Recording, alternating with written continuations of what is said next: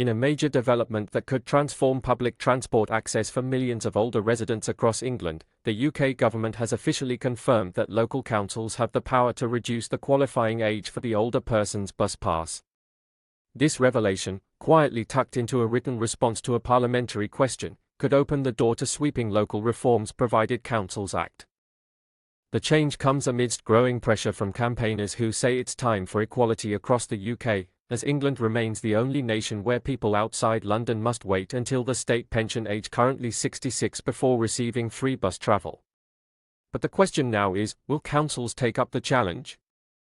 The story broke following a written response from Transport Minister Simon Lightwood to a question raised by Liberal Democrat MP Dr. Pinkerton. The Surrey Heath MP asked the government whether it had considered extending the eligibility for free bus passes to those aged 60 and over, as is the case in Scotland and Wales. In response, Minister Lightwood confirmed something that few people are aware of: local authorities in England do in fact have the legal authority to lower the age of eligibility if they choose to do so. That's right, councils already have the power, right now, to extend this vital concession to people aged over 60. But they must fund it themselves. This is a pivotal point. Because while the English National Concessionary Travel Scheme, the ENCTS, currently provides free off-peak travel for those with disabilities and those of state pension age, local authorities are not prohibited from going further.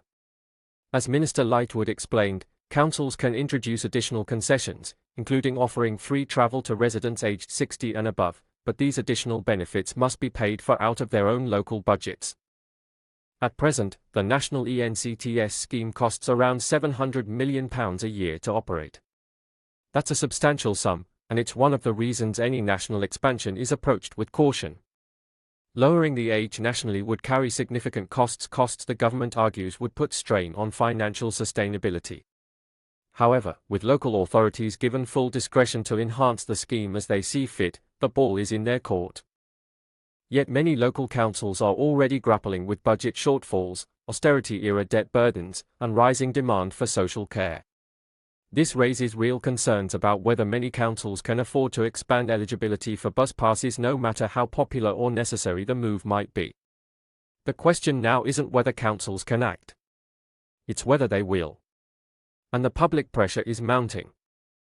A popular petition launched by campaigner Karen Hickman has already amassed more than 101,200 signatures. Her message is clear: the current system is unjust and the postcode lottery of access to free transport must end. The petition calls for immediate changes to bring England in line with the rest of the UK, particularly Scotland, where people gain access to free bus travel at age 60, regardless of their postcode.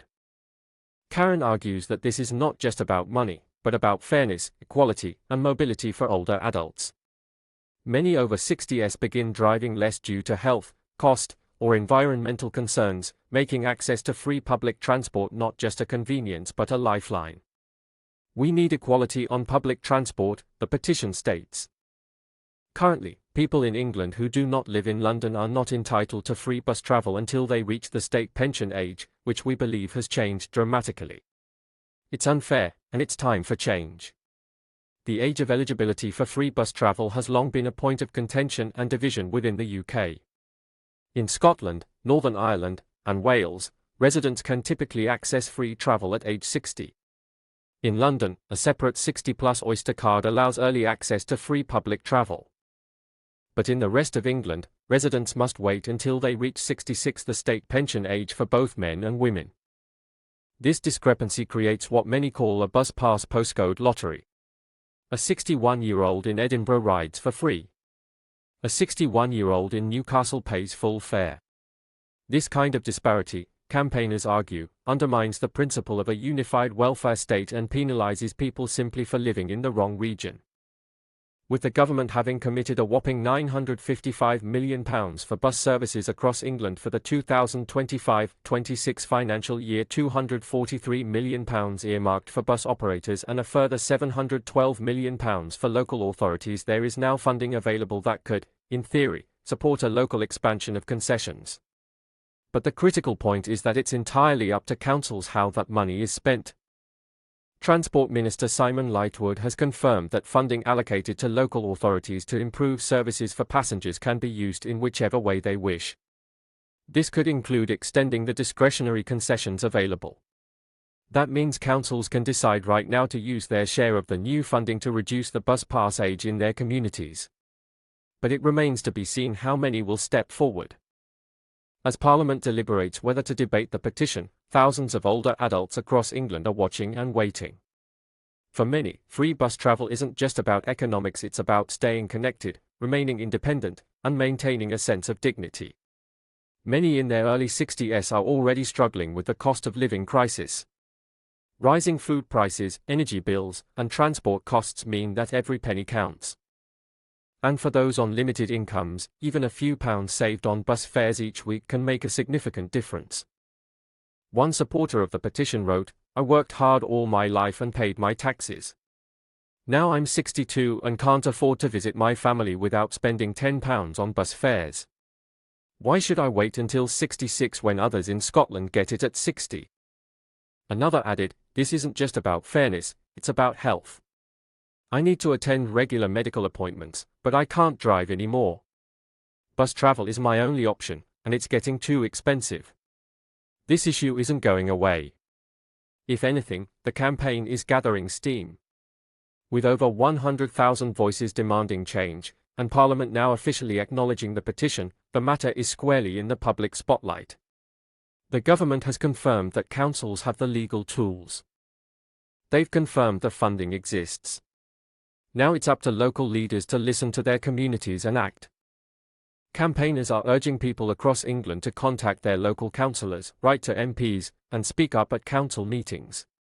If you believe the age of eligibility for free bus passes should be lowered, now is the time to make your voice heard. As we enter an era where life expectancy, economic inequality, and social disconnection continue to widen, the issue of free bus travel for over 60s is about far more than just a benefit. It's a symbol of how we treat our older population. In many cases, it's about dignity. For some, it's about survival. This isn't merely a campaign about bus fare reductions.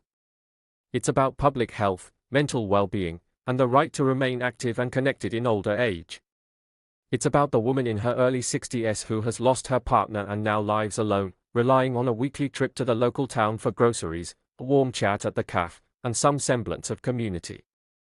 It's about the former factory worker who took early retirement due to health issues and now finds himself choosing between heating his flat or buying a weekly bus pass to visit the GP. It's about thousands of grandparents helping to raise grandchildren who simply can't afford to make multiple weekly journeys without some relief. The current rules are cutting people off. They are pushing some further into isolation, especially those who don't live in cities with comprehensive transport coverage. They are hitting those in rural England particularly hard, where distances are greater and alternatives are fewer. Many campaigners are now saying the same thing: it's no longer just a policy issue. It's a justice issue. The quiet revelation that councils can lower the bus pass age is a game changer. It shifts the debate from if to when and where. The power now lies at the local level. And while national reform may still be some way off, real change can begin today, community by community, council by council.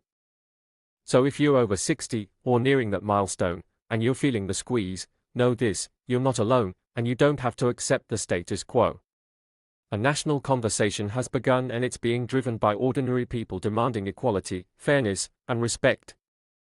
Will your council be next to act? Or will England remain divided by age, postcode, and politics? Only time will tell. But one thing is certain: the fight for fair and equal bus access in England is far from over.